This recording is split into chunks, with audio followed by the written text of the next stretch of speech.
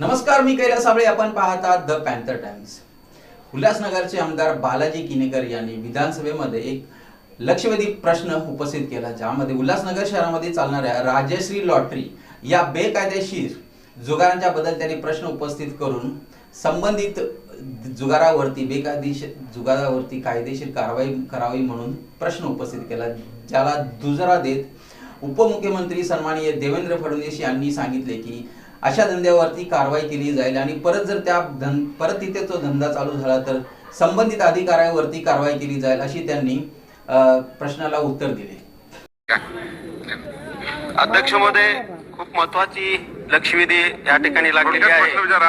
अंबरनाथ असेल, बदलापूर असेल, उल्हासनगर असेल, का उल्हासनगर शहरातील प्रत्येक चौकात प्रत्येक 15 मिनिटाला उघडणाऱ्या ऑनलाईन लॉटरी दुकाना काट ओढलेला आहे. अध्यक्ष महोदय, दुकानाबाहेर राजश्री अधिकृत लॉटरीची बोर्ड लावून दुकानात संगणकावर 20-20 लकी कुपनच्या नावाखाली गोरखधंदा सुरू असल्याने पोलिसांकडून कसल्याही प्रकारची कारवाई होत नाहीये. प्रत्येक चौकामध्ये तरुण आपल्या दुकानामध्ये या ठिकाणच्या ऑनलाईन चालू आहेत साहेब. त्यामुळे याची चौकशी करून संबंधित अधिकाऱ्यावर गुन्हे दाखल होतील का? अध्यक्ष महोदय, निश्चितपणे ही माहिती घेण्यात येईल, त्याच्यावर कारवाई करण्यात येईल.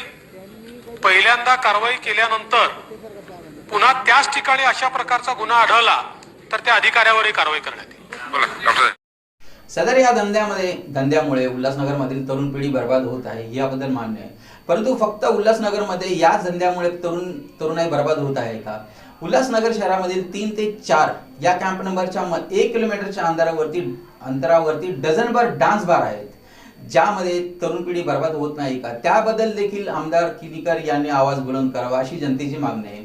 तसेच उल्हासनगर शहरामध्ये रॉलेट, पिंग पॉंग आणि मटकेचे अनेक धंदे उल्हासनगर शहरामध्ये चालतात, त्याबद्दल देखील आवाज बुलंद करावा, जेणेकरून तरुणाई तिथे देखील बर्बाद होण्याची थांबेल. 2 दिवसापूर्वी श्रीराम चौक येथील एका डान्स बार मधील एका गिराईकास सदर मालकाने मारहाण केली आणि सदर मारहाणीचा गुन्हा हा विठलवाडी पोलीस ठाण्यामध्ये दाखल करण्यात आलेला आहे. असे अनेक किस्से या उल्हासनगर शहरामध्ये घडत असतात, त्याचा देखील विचार करणे अत्यंत गरजेचं आहे.